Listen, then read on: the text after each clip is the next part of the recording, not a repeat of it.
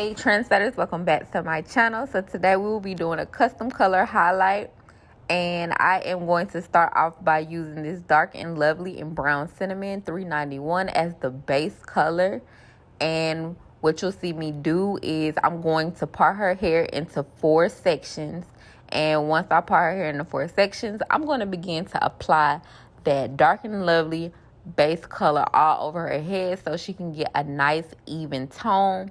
And then after I do that, I think I let it sit for like maybe 30 to 45 minutes. And then after I did that, I rinsed her out and I blow dry her, and then I began to apply the highlights. And I used the L'Oreal highlights, and she wanted to do a reddish copper tone.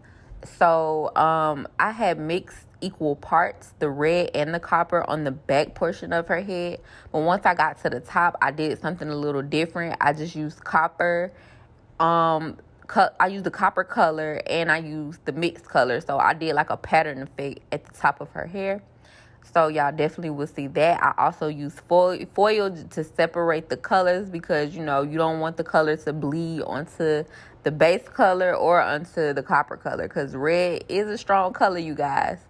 So yeah, I hope you enjoy this tutorial. Make sure y'all like, comment, and y'all subscribe. And if y'all have any questions or concerns, make sure you drop everything down underneath the description below. And I hope y'all just enjoy this video. I had fun doing it. She loved her hair color at the end. I absolutely loved her hair color.